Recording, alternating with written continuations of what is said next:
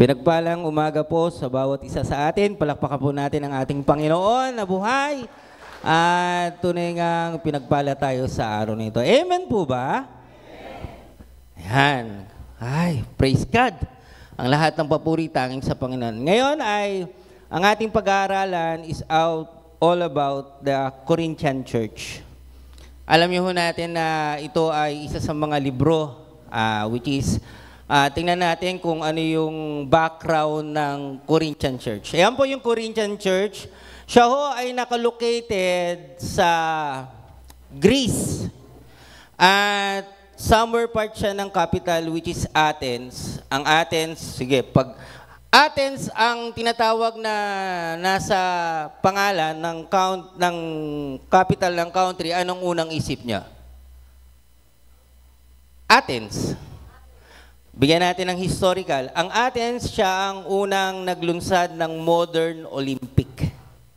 Ayan, ang Athens ang unang pinagdausan ng Olympic. Ang Corinthian Church ay nasa Greece at nasa south siya ng isla, hindi ko maintindihan. Then, capital siya ng Roman Empire.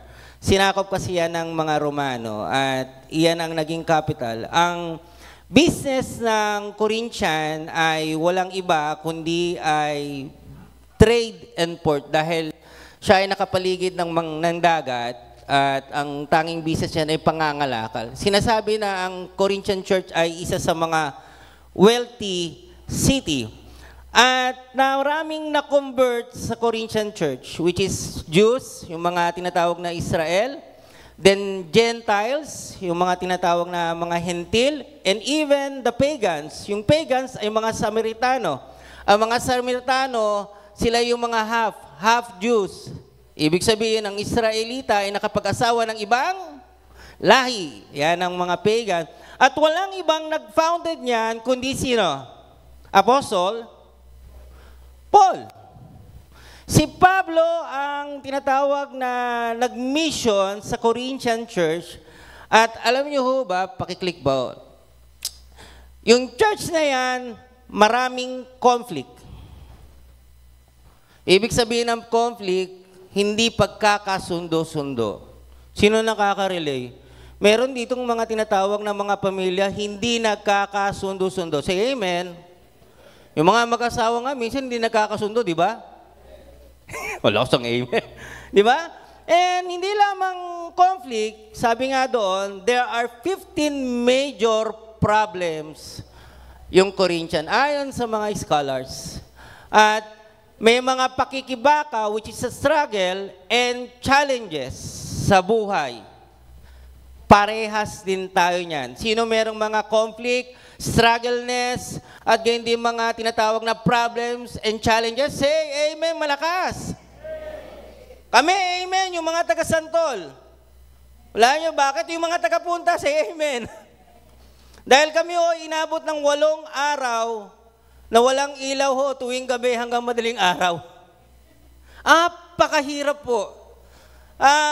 Tama po ba, Kuya? Napakahirap. Tinanong na ni Kuya, bakit ba nagkakaroon ng ganito? Kasi power outage. Sobrang konsumo ng tinatawag na kuryente, humihina yung higop ng kuryente. At nung last day, 23 hours na walang kuryente. Napakahirap. Kaya nga sabi ko kay Pastor, Pastor, palit muna tayo ng tinatawag na preaching. Kasi mahirap mag-aral ng brownout. Napakahirap at mahirap mag-aral kapag ikaw ay puyat. Tama ho ba? Lutang ang iyong isip. Pero tandaan natin, kaya nga tingnan nyo, medyo husky ang boses ko. Kasi ang ginagawa namin mag-asawa, binubuksan namin yung pintuan namin at pagkatapos meron po kaming rechargeable, biyaya ng Panginoon, ang pumapasok sa amin hamog. Kaya medyo sinisipon at ganyan din ang Pero dahil sa biyaya ng Diyos, nakakatayo. Say amen? Palakpakan nga natin ang ating Panginoon at naayos na po ang aming kuryente at sa biyaya ng Panginoon, nakakatayo po ako. Bakit nga ba sumulat si Pablo sa church ng Corinth at sa mga ibang churches? Tandaan natin, si Pablo, sumulat ito during the time na nasa misyonaryo siya, kagaya ni Mami Reggie at ni tinatawag ni Daddy Bishop, nasa missionary na siya, sumusulat pa siya sa church ng Corinthians. Gaano ka-devoted si Pablo na ipadama niya ang kanyang pagmamalasakit at pag-ibig sa iglesia. Why? Why? Pakiclick po ulit. Why Paul write in the church? Una, para i-nurture, para i-encourage, para i-equip, para i-remind, para i-correct and rebuke those mga tinatawag nilang theological belief, yung kanilang pananaw, at gayon din ang kanilang pamumuhay. Dahil si Pablo ay malaki ang concern sa kanyang mga kapatid sa Korinto. Say amen. At bakit nga ba laging may tumatayo dito at nagsasalita, nagpapahayag ng salita ng Diyos? Una sa lahat, nagmamalasakit ang Diyos sa iyo. Sabihin mo nga sa katabi mo, nagmamalasakit ang Diyos sa iyo. Palakpakan naman natin ang ating Panginoon. Say amen! Dahil ang Diyos ay may concern sa lahat ng mga nangyayari sa buhay mo. Pinapalakas ka ng Diyos, binibigyan ka, pinapalago ka, binibigyan ka niya ng pagkokorek sa mga ginagawa mo. Itinatama ka niya. At higit sa lahat, pinagmamalasakitan ka niya araw-araw. At hindi kami ang nagsasalita dito. Instrumento lang kami. And even Paul does not speak on His word, but God speak to His church. Say amen. Ang tanong, anong dapat nyo natin gawin? Dapat ba nating tulugan? Sabi ko nga, kapag halimbawa siguro si Dingdong Dante sa nag-ano dito, nagsasalita, tiyak ang matay. Iba! Kung halimbawa si Marian Rivera o kaya artista o kaya tinatawag na celebrity, naalala ko tuloy, pambihira, nung dumating si Kong Hanep, yung mga tao naghihiyawan, Kong TV! Kong TV! Buhay na buhay! Pero kapag nagsasalita dito ang lingkod ng Diyos, kapag nagsasalita ang Panginoon sa atin, dapat AAA. Active, alert, and alive. Ilan lang amen. Tama ba? Active, alert, and alive. Say amen. Dahil yung kaaway natin si Satan, ano sinabi sa 1 Peter 5:8? He is active, alert, and alive, like a lion. Humahanap ng lalapain, sisilain. Humahanap ng mabibiktima at ang church ng Corinth na biktima ni Satan. At ayaw ng Diyos na mangyari sa atin yun. Say amen. Hinahanapan ko ng pamagat yung ano na ito. Sabi ko, ano kaya ang pamagat? Kasi pag yung pamagat ay dapat naka-align. Sabi ko doon, basa ko doon, it is a final words. Which is the exhortation ni Paul sa Corinthians. Sabi ko, hindi naman pwedeng final words of the Lord. Sinabi rin doon, it is a Paul request. Malakang bagay, God's request. And it's, sinabi rin doon, an instruction of Paul. Pero alam nyo bang nais na sabihin sa iyo ng Panginoon sa umagang ito? It is, pakiclick po, God desires. Ang gusto ni Lord. Ulitin ko ulit, ito ay personal sa atin. Tanggapin natin ito. It is a love letter, a love spoken words ng ating Panginoon. It is a God desires. Ang gustong mangyari ni Lord sa iyo, ang nais ng Diyos sa iyo, ang nais ng Diyos sa iglesia ng CSF. Say amen! Then we must alive, active, and alert. Tayong lahat ay tumayo at basahin natin ang 1 Corinthians 16 verse 13. Anong nais ng Panginoon? Let it be personal. Sabay-sabay ho nating basahin yan. O kung walang Bible, pwede rin sa tinatawag na tumingin na lang doon sa ating TV. Okay. Sabay-sabay tayo, 1 Corinthians 16 verse 33. Be watchful, be alert sa ibang translation. Then ang sumunod, stand firm, act like men, o be brave, and be strong. Tayong lahat ay yumuko at manalangin.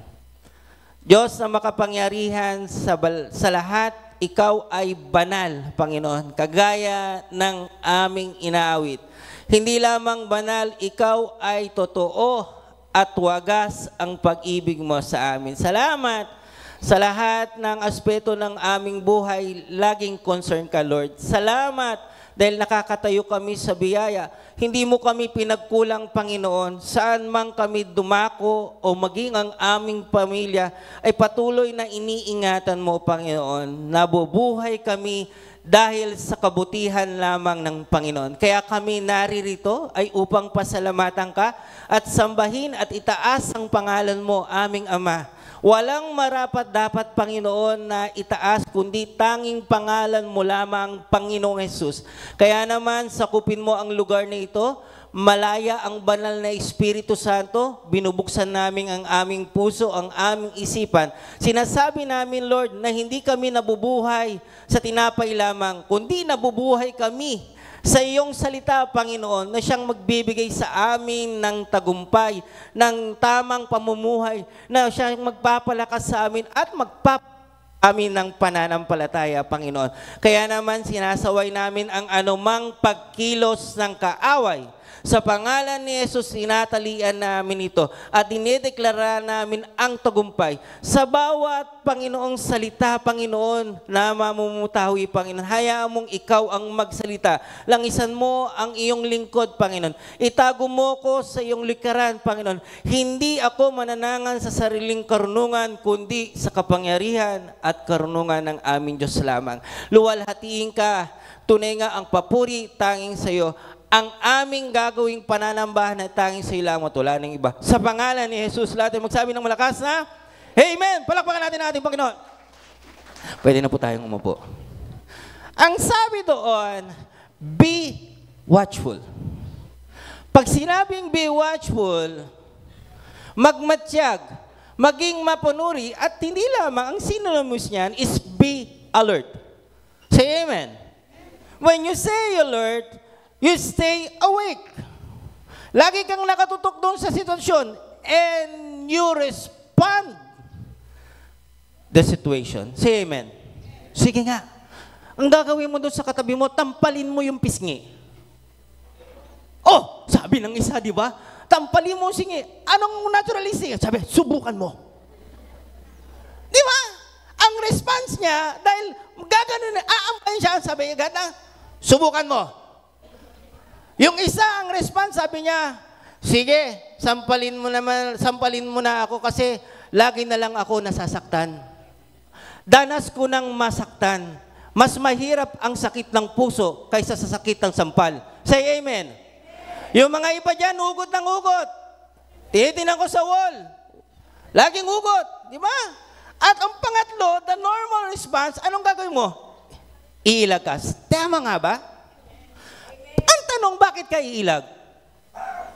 Ayaw mong masaktan. At itong sinasabi sa ating Panginoon, that alertness, it keeps you away from danger.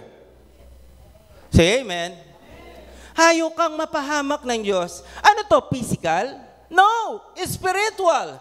Kapag pagka-click po, sa Matthew 7, sinabi doon ng Panginoon that be watchful to the false prophets and false teaching. They are ferocious like wolves. Nag-aanyo silang tupa, pero sila mga lobo. At alam mo ang lobo, walang ibang gawin kundi wasakin. Tama ba? Lapain, sirain. Anong sisirain? Ang pananampalataya ng bawat isa. Kuya Andrew, bakit nagsabi ng ganun si Pablo? At bakit nagsabi yan? Tingnan natin sa unang Korinto 15. Sino nagsabi dito? 1 Corinthians 15. Which is all about the resurrection. Ate Jeline, tinapik mo, no? 1 Corinthians 15, no? O si Pastor, ano? Si Pastor, si Bishop. Yung 1 Corinthians 15 is all about the resurrection, muling pagkabuhay ni Kristo. Balikan natin ito. Tingnan natin, ha? Verse 12. Ano sabi ni Pablo? Ngayon, kung pinipreach namin na nabuhay ulit si Christ, sinasabi ni Pablo na si Kristo ay nabuhay ng mag-uli at nagpakita sa 500 mga disipulo at sa 12 disipulo at maging kay Pablo. Say amen.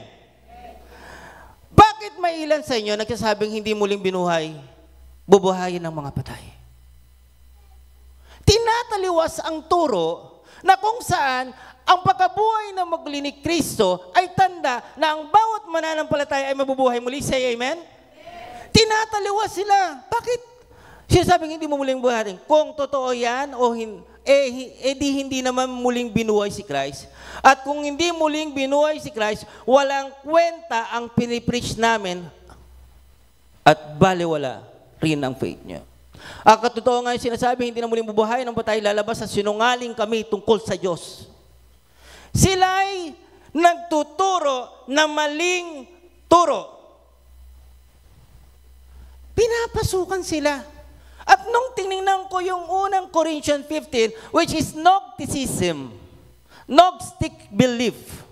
Sabi ko, sino ba ang naging founder? They are Christian-like sound doctrine. Hello? Tama, parang tama, but they twisted. Tingnan natin kung sino ang founder. Kung hanapin mo sa Google, ang founder ng Gnosticism is si Simon Magnus o Simon na sorcerer na na-encounter. Acts 8, doon po tayo. Sige. Konting ano lang tayo, background lang po. Sa iyo, may nandiyan po ba tayo? Acts 8, verse 9 to 25. Tatalon-talon na lang tayo. Tingnan nyo ho itong karakter ng mga tinatawag na mga false teacher at false prophet, ha? Verse 9, may isang lalaking si Simon. Dati siyang gumagamit ng magic at napapabilib niya ang tao sa city ng Samaria at sinasabi niyang dakila siya. 10, pinapakinggan siya ng mabuti ng lahat ng klase ng tao, mahirap at mayaman. Anong sinasabi nila? Sinasabi nila siya ang kapangyarihan ng Diyos at tinawag na dakilang kapangyarihan. 11. Anong ginagawa ng tao? Pinapakinggan siyang mabuti ng mga tao kasi matagal niyang napabilib ito sa mga magic niya.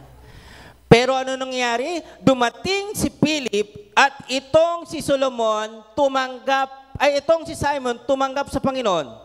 15. Kahit si Simon mismo'y naniwala rin sa mabuting balita. Pagkatapos siyang mapabaptize, sumama siya kay Philip at namangha siyang makita ang mga ginagawang himala at nakakabilib na bagay. Tanong ko ulit, si Simon na converted? Ha? Yes! Tinanggap niya eh. Tinanggap niya yung mabuting balita at namangha siya. Pero si Simon may personal na interes. Basahin natin. 19. 18. Nakita ni Simon na tinanggap ng mga disciple ang Holy Spirit pag pinatong ng mga apostle ang mga kamay nila ito. Kaya inalok niya si Peter at John ng pera. Wow! Personal gain, interest. Sinabi niya, bigyan niyo ako ng ganyang kapangyarihan para makatanggap ng Holy Spirit. At kahit sinong mabutungan ko ng kamay. 20. Pero sinabi ni Pedro sa kanya, mapupunta ka sa impyerno kasama ng pera mo kasi ang iniisip mo, mabibili mo ang pera, ang regalo ng Diyos. Wala kang parte sa ginagawa namin kasi hindi maayos ang puso mo sa paharapan ng Panginoon. Tingnan mo, si Simon na mga sa mabuting balita, pero meron siyang personal na interest. At dahil diyan, si Simon na Magnus ay nagtatag ng Gnosticism, sounds like doctrines of Christian. Pero tinitwist niya, maraming napapabilib, maraming naniniwala. At kapag maraming naniniwala, maraming mapapahamak. Say amen. Bakit anong ugali ng mga taga-Christian? Pakiclick po. Ang ugali ng mga taga-Corinthians, 2 Corinthians 11 verse 4, madali silang tanggap ng mga ibang turo. Say amen. Tanong ko sa inyo, garin pa ba rin tayo? Madali tayong tumanggap ng ibang turo? Hello? Kuya Andrew, noon pa yan, ng panahon yan ni Pablo. Year 2000 po. Ako po ay, born again na po ako, sa biyaya ng Panginoon. Year 2000. May pastor ho sa Bacoor, magaling siyang pastor po talaga. Kung siya'y mag-preach, talagang makikinig ka. Magaling siyang mensahe talaga. At may kasama siyang isang pastor which is a Jewish. He is a Jewish American. At year 2000, sinabi niyang darating na ang Panginoon. Bago mag-year 2000, darating na ang Panginoon. Alam nyo, ang sinasabi doon, end of the world na. Hello? Darating na ang Diyos. Bakit? Year 2000, alam ko tama ho ba tayo? Yan yung gera ng Kuwait at ng Iraq. Tama, ano? Which is, yun ang gera ng Kuwait. At year 2000, bago mag-2000, financial crisis yan. Ang lahat ng mga Asian, which is South Korea, Japan, bagsak ang ekonomiya yan. Crisis yan. Pati pera ng Pilipinas, bumagsak ang piso eh. Yung time ni Cory Aquino, bagsak ang piso niyan. At higit sa lahat, may mga virus na Nipah virus, bubonic plague. Nakakatakot na mga sakit. At ang tangi ng tao ay katapusan na ng... Ang sabi ng Jewish American, I've been calculated, siyempre English po di ba? I've been calculated that year 2000 will be the end of the world and the second coming of the Son of God. Siyempre yung mga Pilipino Amen! Sabi ko, why? Because how many 1,000 years in one day in the Lord? One. Do you agree? Amen. It is written. Then, what is the year? Year 2000 is the second day and second day of coming of the Lord. Amen? Sila umamen, ako hindi. Bakit? Sinabi sa Matthew 24, ni miski si Jesus, hindi niya alam kung kailan siya darating. Basahin natin Matthew 24. Matthew, sige po. Matthew 24, verse 36. Buksan niyo po. Walang nakakalam kung kailan ang araw at oras na yon, kahit ang mga anghel sa langit o anak ng Diyos o anak ng tao si Jesus. Ang Ama lang ang nakakahalam. Maraming naniwala, nabalot sa takot, nabalot sa pangamba, nagtipon-tipon sila, pero ako hindi sumama. Dahil alam ko ang salita ng Diyos. And alertness, being a Christian, you must connect to the Word of God. Say amen. Dapat alam mo yung salita ng Diyos. Kaya anong sinasabi dito? Makinig ng salita ng Diyos. Dapat basahin ang salita ng Diyos. Maraming tatayo dito sa 1 Thessalonians 5 verse 21. Suriin nyo ang lahat. Ibig sabihin, lahat ng tatayo dito, pakikinggan natin. Hindi, kahit man ako tumayo dito, suriin nyo. At anong sinabi doon? Kunin ang tama, iwaksi ang mali. Tatayuan ko yun. Alam mo, kinot sa amin, kami mga rebelde. Hindi kami rebelde, kami naniniwala sa katotohanan. Kaya, those Christian, ang nais ng Diyos, maging alert, kumonekta ka sa salita ng Panginoon araw-araw. Say amen. Baka ka madaya, nagpanik, natakot. Ang ilan naapektuhan ng buhay. Kuya Andor, year 2000 yan. Hindi na yan ngayon. Hanggang ngayon, may mga false teaching pa rin. Say amen. Sabi ko false teaching. Ito, totoo ho ito. May isang sekta ho, dahil pinangangambahan magkaka-World War III. Totoo? Totoo. Ako ang magsasabi sa inyo, may posibilidad. Hindi ko sasabihin na hindi totoo. Kasi ang Russia, aggressive po ngayon. Russia ng North Korea and even the China, alyansa yan sila. At hanggang ngayon, grabe yung bakbakan sa Ukraine at ang mga European nagiging prepared. Totoo. At sinabi ng tinatawag na sekta nito, bumili tayo ng lupa sa bundok.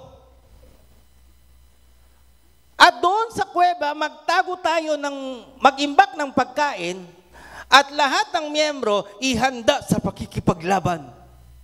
Dapat ang mga Kristiyano matalino ang papaganda. Hindi ba siya yung iba ignorant sa salita ng Diyos? Anong ginawa? Bumali nga. Nagsama-sama sila doon. Naganda sila ng tinatawag na pakikipaglaban. Sa halip na libro, self-defense. Bakit? Ang leader marunong sa black belter. Tinuturuan sila. At ang mga katuruan niya mag-prepare sa nakaambang panganib. Sinong kayang kumontrol ng digmaan? Kaya mo bang kontrolin ng digmaan? Hindi. Big one. Natatakot ka? Sino natatakot dito? Ako natatakot.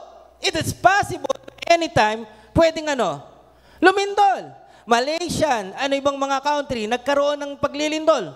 Kudeta. Posible ba mag-kudeta sa Pilipinas? Yes. Dahil bakit? Yung mga tinatawag na mga ni Duterte at hindi ng administrasyon nagkakaroon ng hindi pagkakaunahan. Pwedeng sabi ko nga sa aking amo na abogado, pwedeng possible na anytime magkaroon ng revolution. Mangyayari yan.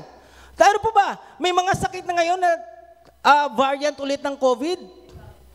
Panibago, pandemic, pwedeng mangyari? Pwede. Pero kaya mong kontrolin? Hindi. Pero sinong makakakontrol? Sinong makakakontrol? Mamumuhay pa tayo sa takot? Hindi.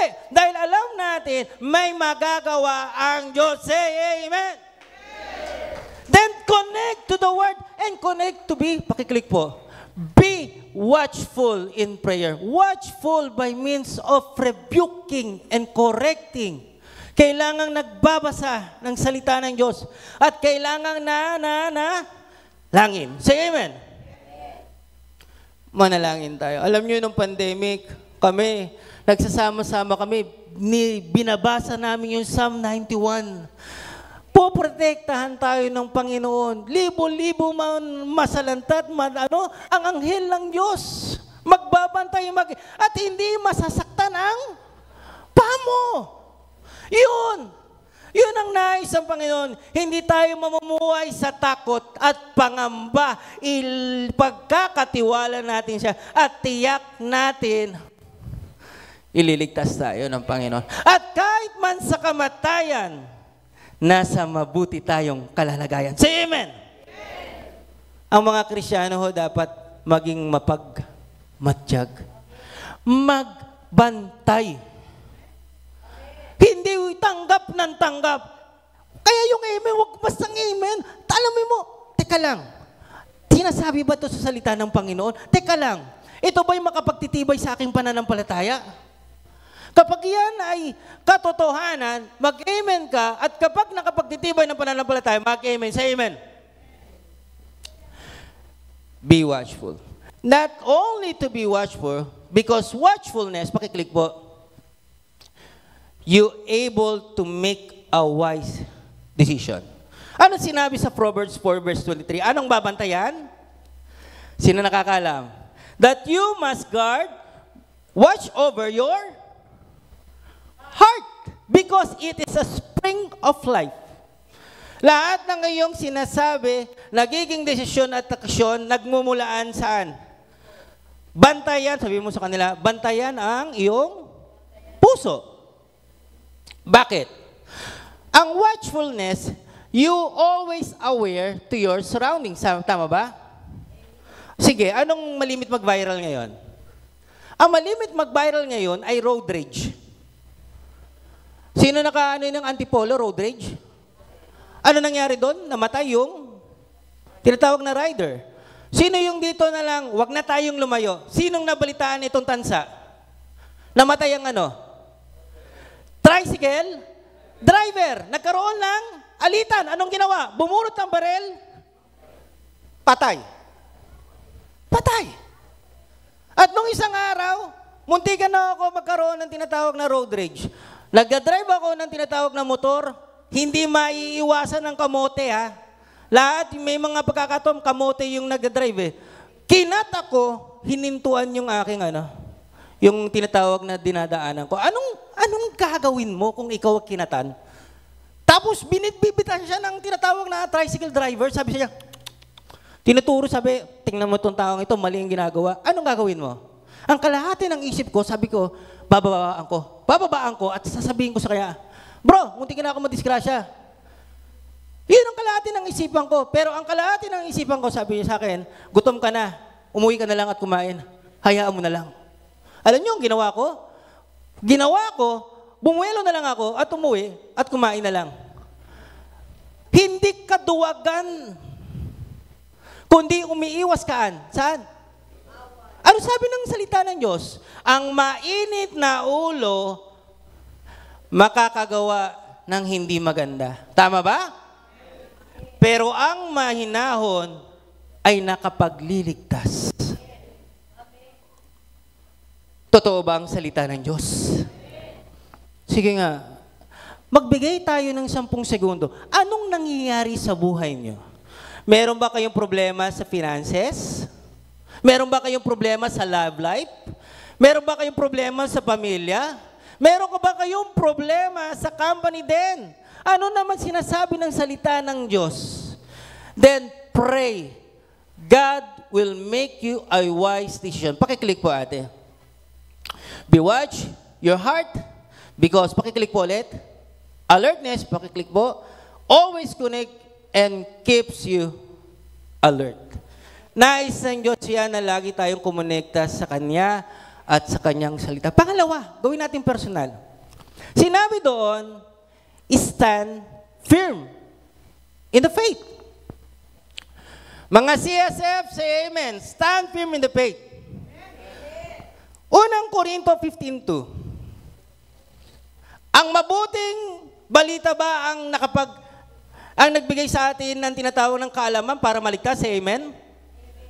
Sige, unang Korinto 15. Basahin natin. Unang Korinto 15. Verse 2. Pakasabihin nyo sa akin lang nagmula po. 15 verse 2. Naligtas kayo dahil sa magandang balita. Kung ito talaga ang pinaniniwalaan nyo, panghawakan ninyo. Say amen. Naniniwala kayo na ang magandang balita nakapagliligtas? Say amen. Then stand. Remain. Hold your ground. Bakit? Maraming mga reliyon na nagtuturo, maling katuruan, pero sila ay nai-impluwensyan.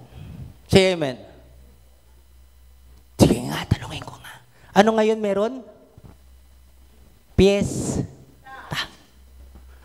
Yung iba siguro ay absent. Bakit? Dahil natatawa tayo. Dahil ang pananampalataya, pinaninindigan. Say amen. Alam mo ang katotohanan na tama, bakit ako maghahandog sa Diyos-Diyosan? Tama ba? Ayaw ni Lord ng Diyos-Diyosan. Maninindigan ako. Parating na ang June. Anong June? Anong meron? Ano naman to? Water Festival Regatta.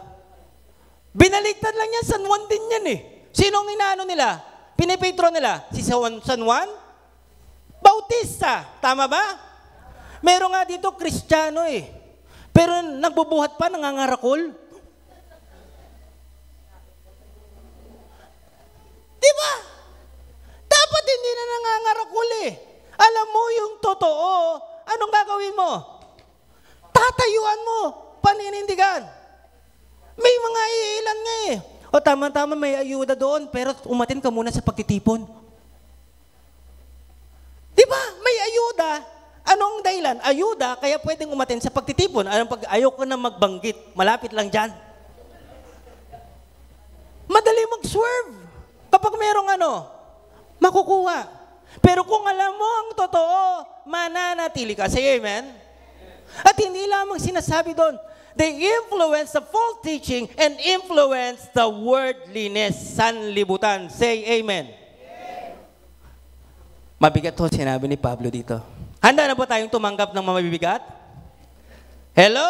Handa na ba tayong tumanggap ng mabibigat? Say amen. Pakiclick po. Pakiclick po, ate. Unang Korinto, 15:33. Sige, doon na tayo sa Unang Korinto. Makinig po. Ang sabi po ni Pablo, Unang Korinto 15, verse 33, huwag kayong magpapaloko, nagkakasira ng magandang ugali ang masamang barkada. 34, magpakatino na kayo at tigilan nyo na ang paggawa ng kasalanan. Sinasabi ko sa inyo, may ilan sa inyo ang hindi pa rin nakikilala ang Diyos. Baba pa kayo. Mahiya naman kayo. Isa pang mabigat na sabi ni Pablo. Basahin na natin sa Unang Korinto. Nandiyan pa ba tayo? Say amen. Okay lang po ba? Dahil alam natin pagtutuwid ng Panginoon. Say amen. Eto ho. Unang Korinto 5. Verse 11, ang sinasabi kong taong huwag niyong pakisamahan, makinig ko, makinig. Pakinggan po ito, salita ng Panginoon, ay nagsasabing Christian daw siya. Christian daw siya, pero gumagawa naman ng kahalayan, sakim, sumasamba sa Diyos-Diyosan, nanlalait, lasenggo, o magnanakaw. Kahit sa pagkain, huwag kayong makisalo sa ganyang tao. Salamat anak. Thank you very much. Tingnan nyo ha. Uulitin ko ulit, ang pananampalataya, pinaninindigan. Ang pagiging Kristiyano, pinaninindigan. Say amen. Walang double standard na Kristiyano. Ang isa ay nasa paa sa Panginoon, ang isa ay nasa sanlibutan. Anong tawag mo dyan? Makakagalo ka ba? Sakang. Mahiya. Sinabi, hindi ako nagsalita. Salita ng Panginoon. Naalala ko tuloy yung kwento. Makinig po tayo. Kwento tungkol sa sedula. Sinabi ko na ho ito. Alam niyo ba ang sedula importante noon, nung sa probinsya? Kasi kung wala kang ID, kahit na sedula, kasi doon makikita yung pagkakakilanlan mo at address. Doon sa parting norte, kami sa Isabela, hindi mo malalaman ang military at ng NPA. Bakit? Pare silang uniform, patig. Pekto na lang ang pangalan. Itong si Pekto, walang ID at walang sedula. Papauwi siya ng probinsya niya. Sino dito, ang pagprobinsya, ilang bundok ang tinatawid? Sino dito? Napakalayo ng di ba? Ilang bundok, tapos ilog pa. Nung naglalakad tong si Pekto, sabi niya, wala akong sedula. Ano ba gagawin ko ito? Paano ako makakapunta ako doon sa aking tinatawag na aking bahay? May checkpoint siyang nakita, nakapatig. Kung nakapatig, anong isipan nyo? Militar. Sabi niya, hindi. Hahanap na lang ako ng dahilan. Pagpunta ni Pekto, doon sa checkpoint, sabi ng mga tao sa kanya, saan ang sedula mo? Wala akong sedula eh. O sige, isang tanong lang ang sasabihin ko sa iyo. Kanino ka panig? Sa militar o NPA? Dahil Dahil akala ni Pekto, militar yun. Sabi niya, sa militar, ipinaglalaban namin ang tamang layunin ng militar at nakikibaka kami sa maling paniniwala ng NPA. Aha, militar ka pala. NPA pala yun. Binugbog si Pekto, pak. Kaliwa kanan, pak. Si Pekto, sa sobrang bugbog, nagpagulong-gulong. At yun ang pagkakataon niyang tumakas. Mabilis tumakbo si Pekto eh. Tumakbo siya at nakatakas siya sa mga NPA. Mga 10 kanto, nakita niya naman, checkpoint! Ano naman ito, checkpoint? At nung punta niya sa checkpoint, isa rin ang tanong niya. Kanino ka panig? Militar o NPA? Anong sabi? Binugbog ako ng NPA. Di NPA rin. Peace man, NPA tayo. Hindi niya alam, yung pala binugbog na naman si Pekto. Gulong na naman si Pekto. Yung pagkagulong niya, yun ang pagkakataon niyang tumakas na si Pekto. Pagkatakas niya, nakakita na naman siya ng checkpoint. Tinanong si Pekto, isang tanong ulit, kanino ka panig? Ang sabi ni Pekto, kung ano kayo, yun na rin ako.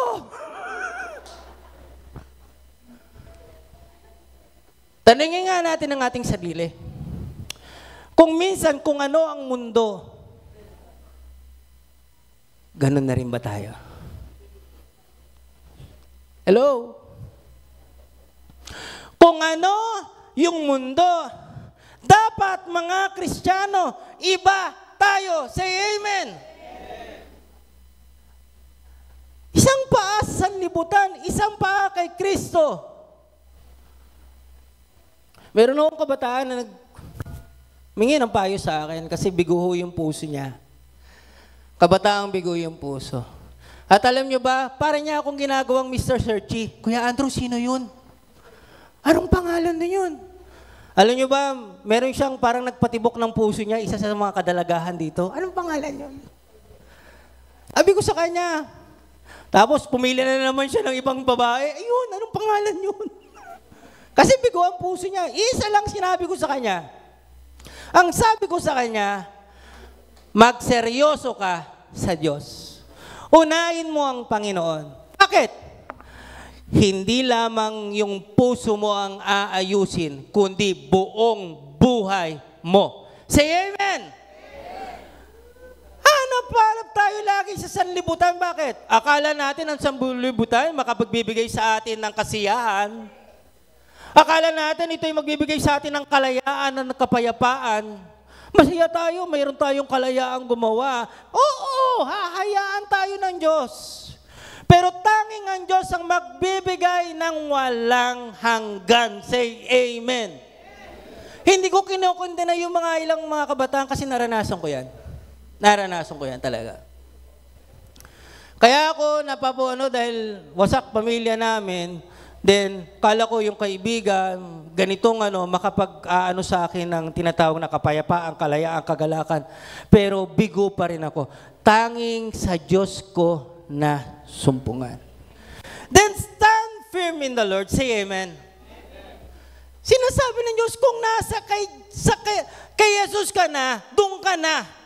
Huwag ka nang umalis pa, huwag ka nang sumideline pa. At itong sinasabi, pag sa Diyos hindi ka talo at agrabyado. Say amen. Palakpakan naman natin ang ating Panginoon. Dahil kahit anumang problemang dumaan sa iyo, 1 Corinthians 10, verse 11 to 13. 11 to 13. 1 Corinthians 10, verse 11, 13. Sige, paklik na rin. Ang sabi doon, tapat ang Diyos. Kung nakakaranas tayo ng mapagsu, tapat ang Diyos. Kung nabola ka man, kung ikaw man ay tinatawag na ang mga sinisinta mo ay hindi totoo at tapat, ang Diyos tapat at hindi nagsisinungaling. At ano sinabi doon? Bibigyan kanya ng lakas para malagpasan ang mga problema. Say amen? Gagawa siya ng lakas. At hindi lamang lakas, gagawa siya ng pamamaraan. Kung minsan hindi mo alam paano mo gawin yung sitwasyon, pero gagawa ng pamamaraan pamamaraan ng Diyos kung patuloy kang maninindigan, magtitiwala, tanging sa Kanya lamang. Say amen. Sa mga kabataan, ang pinakamagandang pisyo, walang iba kundi si Kristo. Kailan may hindi ka talo. Sabi doon, sa unang Corinthians 15, sa mga naglilingkod, huwag matinag, stand firm, huwag aayaw, huwag mag-give up. Okay, may oras pa naman po ako, may mga ano. Pakiclick po, sige po. Mayroon ako nakausap na Kristiyano din. Mananampalataya rin. Pares kami magkapatid din, pero sa iba siya sumisimba. Ang sabi niya, natapilok ako, na-backslide ako dahil sa pastor. Kasi yung pastor ay pinagwikaan niya ako ng masakit na hindi ko naman ginagawa. Backslide siya. Minto siya sa paglilingkod. Sabi ko sa kanya, dama ko rin yung naranasan mo. Ako nga eh. Natanggal kami sa church. Tinanggal kami sa church talaga. Kick out. Kaming dalawang mag-asawa ni Carla, during that time. Na-DA po kami. At DA sa amin, kick out. Nasaktan ako. Pastor, binato ko ng pastor mismo ng tinatawag na susi. Inano ako sa social media. Pinersonal kami sa pulpito.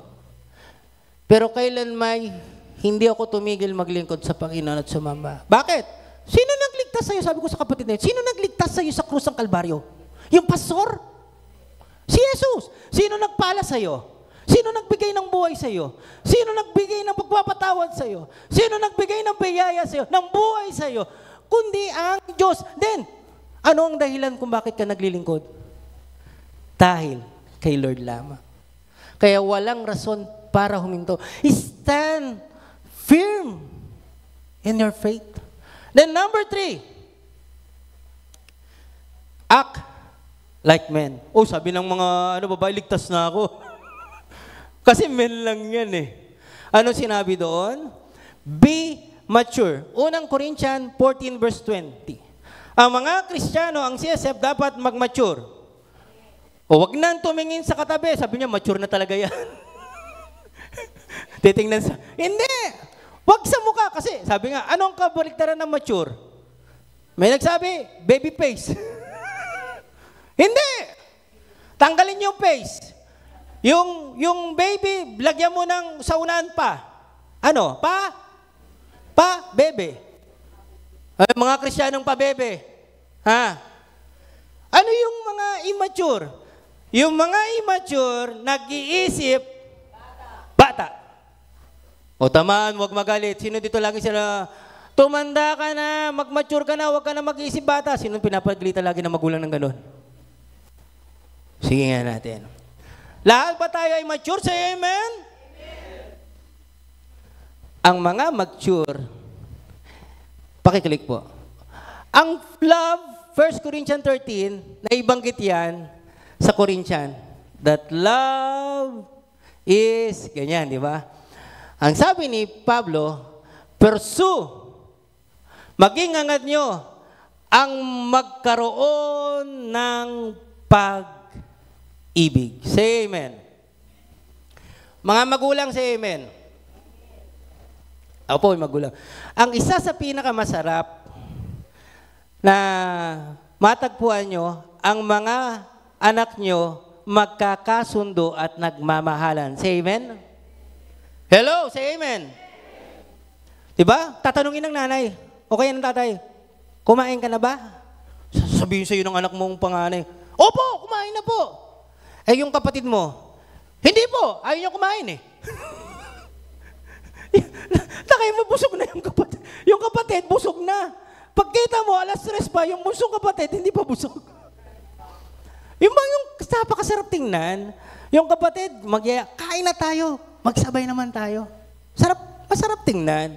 Lalo na, pag dadating ka ng bahay, maririnig mo nag-aaway yung magkakapatid.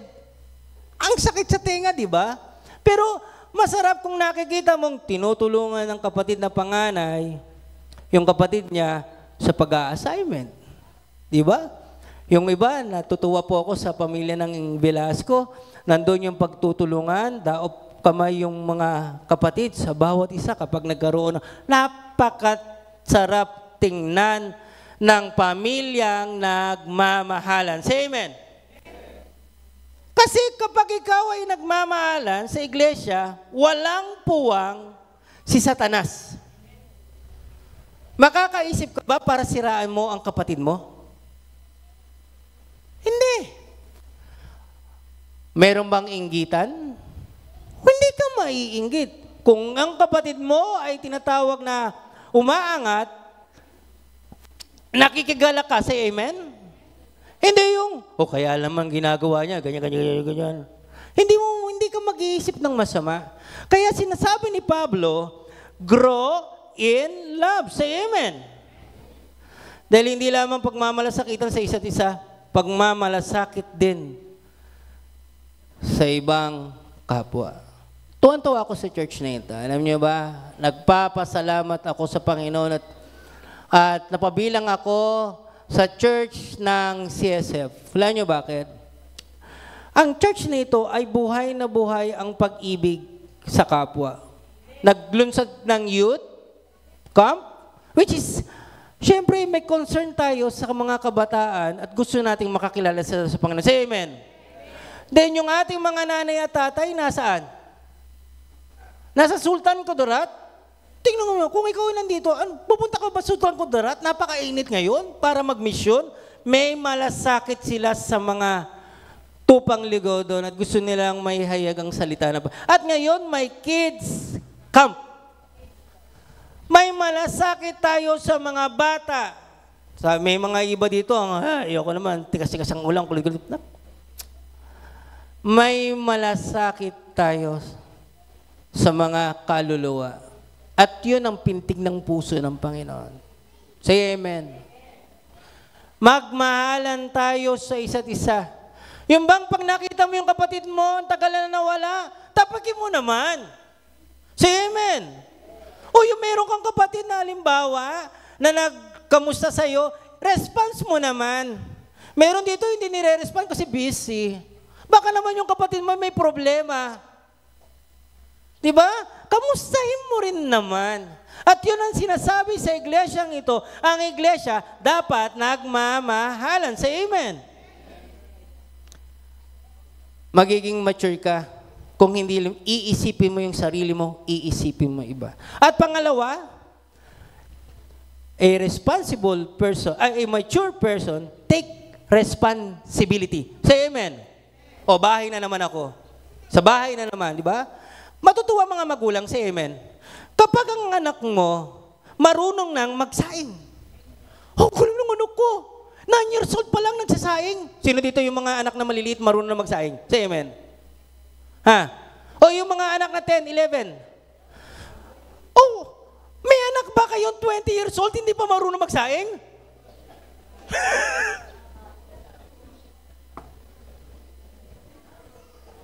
Anong sabi mo? Ang laki-laki mo na, hindi ka pa marunong magsaing. O tinan nyo, nagbubulungan tayo, may 20 years old. A mature person, they take responsibility. Pag hindi ka pa rin marunong magsaing 20 years old, isip, bata ka pa rin. Meron dito 30 years old, hindi pa marunong maglaba. Di ba? Hindi pwedeng ganon. Dapat, habang lumalaki, anong nangyayari? Nagiging responsable. Take responsibility. At dito sa church, may responsibilidad. Say amen.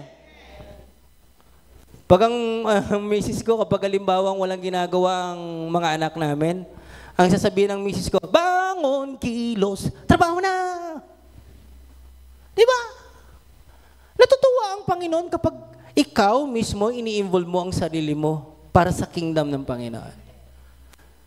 Ulitin ko ulit, ang talento, kakayahan, pera mo, kapag kinonekta mo yan sa kingdom ng Lord, may kahulugan. Say amen. Pero kapag hindi mo kinonekta yan sa, sa kingdom ni Lord, walang kabuluhan yan. Kahit madami ka pang pera. Ito lang Ang galing talaga ni Lord. Natutuwa talaga ako. Nung nagkaroon ng kids camp, syempre, di ba, ang makikita mo, confirmation. May confirmation Bago kami merong sa amin na tinatawag na nagbigay ng mga school, ng tinatawag ng mga Christian DBBS na mga Yan po, yun nandun sa taas makikita nyo, yung gray at yung Sabi ni Ate Maria, magkakaroon ng kids camp at ang tema, God's Big Backyard. Tama ba ako? God's Big Backyard. Tama?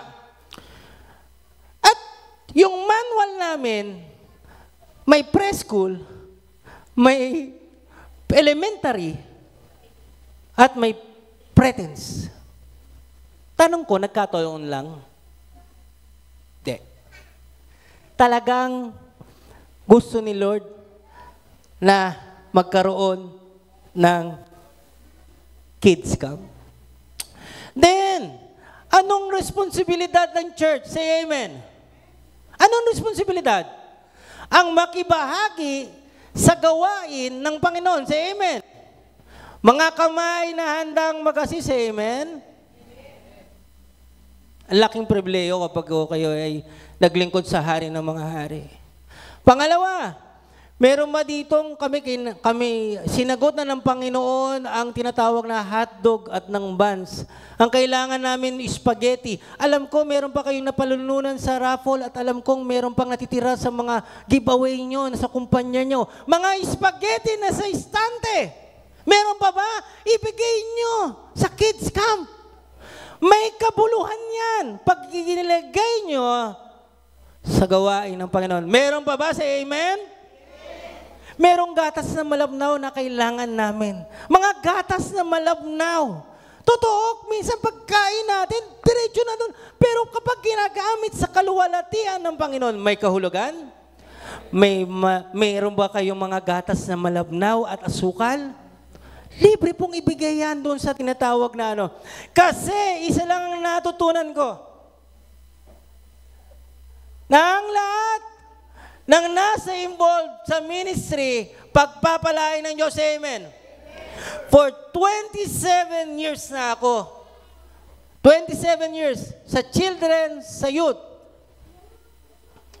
Nakita ko yung pagtugon ng Panginoon. At kailan may hindi nagkukulang ang Diyos sa aming mga buhay. Yung provision ni Lord, yung pagkilos niya. Say amen. Tanungin niyo kung magkano sahod ko. 7,000. Monthly. Sabi, baka binata kulang pa yan. 7,000 mo ako monthly. Fix kong sahod. 7,000 monthly. Pero ipinagmamalaki ko ang Diyos, hindi nagkukulang ang Diyos ko para kami magkaroon favor ni Lord. Hindi kami nawawalan ng buyer sa mga lupa. Continuous na sinusupply ng Panginoon. Tanong, gusto niyo bang maranasan yung naranasan ko? Higit pa sa mararanasan ko, say amen? Then, open your heart and your arms sa gawain ni Lord. Say amen. Kailan may hindi mawawalan ng kabuluhan? Meron ba kayong mga hotdog dyan? Pwede nyong makipag-coordinate kay ate. Kung gusto nyo naman ay hindi na bumili, tatanggapin nun namin yung cash. Kahit magkano, tatanggapin yan. Para ihayag ang salita ng Panginoon. Say amen. Then lastly, pakiklik po. Grow responsibility. Si Stepanas ay devoted sa kanilang, yung pamilya nila sa paglilingkod. And even, si Pablo, sinabi niyang, tumulad kayo sa akin. Lastly, be strong. Pero dinugtungan ko, be strong in the Lord. Basahin natin yung unang Corinthians 15. 9 to 10. Nandiyan pa ba tayo sa amen? Aktibo ba tayo makinig sa amen? Sabi ni Pablo, ako yung pinakamababa sa lahat ng apostle. Sa totoo lang, hindi ako deserve na tawaging apostle kasi pinahirapan ko yung church ng Diyos. Binalikan ni Pablo yung kanyang dating kalalagayan at sabi niya, di nga ako karapat-dapat. Ako pa nga yung persecutor. Ako itong makasalanan. Balikan nga natin yung buhay natin nung wala ang ating Panginoon. Sige, balikan natin. Ako, katigasan ng ulo ko. Sabihin ko, ako black sheep po ako sa pamilya namin. Marami akong bisyong ginawa. Pero sinabi ni Pablo doon, pero dahil sa sobrang kabutihan ng Diyos, ito ako ngayon. Hindi na sayang ang binigay niyang kabutihan sa akin. Ang totoo nga yan, mas masipag ako nagtrabaho kaysa sa sinong apostle. Hindi ko nagawa sa sarili ko lang. Hindi ko nagawa sa sarili lang. Nagawa ko yon dahil sa Diyos. Sobrang bait niya sa akin. Bakit kaya sinasabi ng Panginoon, be strong in the Lord? Now of this day, maraming mga tao aware sa kanilang physical lamang na kalalagayan. Tama ako, nakikita ko. Pagkita mo sa Anyana, sa Maple Grove, marami doon sa mga Anyana at Maple Grove, mga nag-e-exercise. Kailangan palakasin ngayon. Sino dito nag-e-exercise sa Anyana? Okay lang yan. Hindi, nakikita ko yung mga, sino dito ng mga nakikita ko? Sa Anyana? Ayan, si Riley, si Jay, nakita ko yan. Ako po, may pagkakataon pumupunta ako sa Anyana at nag-e-exercise. Walang masama. Pero higit sa lahat tayong mga Kristyano, palakasin natin ang ating spiritual. Tinatamaan tayo ng kaaway kasi hindi malakas ang spiritual. Less prayer, less power. Tama ba? More prayer, more power. More reading in the Bible. More alertness. Hindi ka matitinag kung patuloy kang nagsusok in sa Panginoon at makakaya mo ang lahat. Magiging kang mature kung dedepende at magtitiwala lamang sa Diyos. Sabi ni Pablo, na kaya ko ang lahat ng bagay dahil sa kabutihan ng Diyos. Kung ikiklik mo yung sinabi doon, maraming nananangan sa sariling ganito. Marunong eh. Yes, marunong ka. Pero hindi mo kayang sukatin ng kapangyarihan ng Panginoon. Hanggang ngayon, na-amaze ako sa Diyos na sinasamba at pinaglilingkuran. Lagi kong, pansinin nyo, lagi kong tinitingnan yung pag ako mag-preach yung desire. Kamusta yung desire mo? Ano yung desire mo, no? Ito ba yung napabaling sa sanlibutan? Ito ba ang desire mo ay hinahanap-hanap mo pa rin ang Panginoon at lalo ko? Si Pablo, ang tanging niyang hangarin, pakiclick po, Philippians 3:10, ang tanging kong hangarin ay makilala si Kristo. Yun yung hangarin niya. At maranasan ang kanyang pagkabuhay na muli, makisama sa kanyang kapagmitian at maging sa kanyang kamatayan. Ang pagnanasa ni Pablo, pakiclick po. Sige po, yan. Pakiclick pa isa. Walang iba kundi magkaroon ng malalim na relasyon sa Panginoon. Ulitin ko ulit. Kamusta na ang desire natin sa Panginoon? Sige nga, nandoon po ba yung ating pagnanasa na makilala siya ng lubusan? Nasa si Ate Nicole.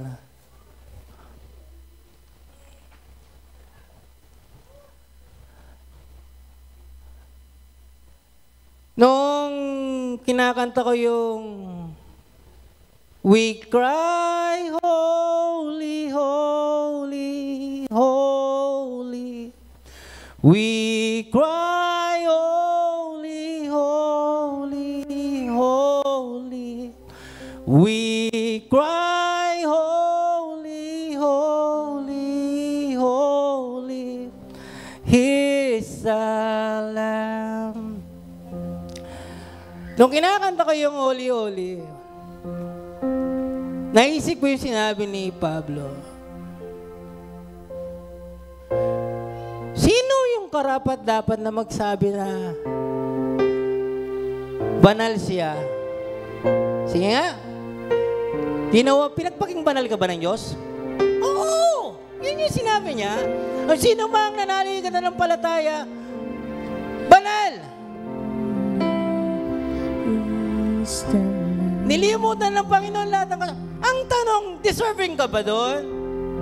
Ha? Deserving ka ba? Sino dito yung paulit-ulit na nagkukulang, nagkakamali sa Panginoon? Say amen. Deserving ka ba sa love niya? Ako magsasabi sa sarili ko, hindi ako deserving, Lord. Hindi nga ako deserve sa biyaya ng Diyos. Pero dahil siya ay Diyos, say amen. Ang nais niya, iparanas niya yung pag-ibig, yung grace, favor, yung pangako niya sa iyo. Then, ano sinasabi ng Panginoon? Have a desire on me. Dahil alam ko yung buhay mo eh. At nais ko yung nakakabuti sa iyo. Uulitin ko ulit, hindi ko alam ang sitwasyon ng buhay nyo, alam ng Diyos. Kanino mo ipagkakatiwala? Tanging sa Diyos. At wala kang gagawin kundi maninindigan. Nasa iyo ang buhay. Sa iyo lamang, Panginoon, mahanap namin. Tayong lahat ay tumayo. Anong nais ng Panginoon? Pakiclick. Una, the Lord, be watchful and be alert. Connect always in prayer and His Word. Pangalawa, stand firm in the Lord. Remain in the Lord. Pangatlo, act like men. Be mature. And pang-apat, be strong in the Lord. That word, yan ay para sa atin. Para sa Diyos na nagmamahal sa atin ng walang hanggan. Ang lahat ng papuri at parangal sa Panginoon lamang. Palakpakan natin!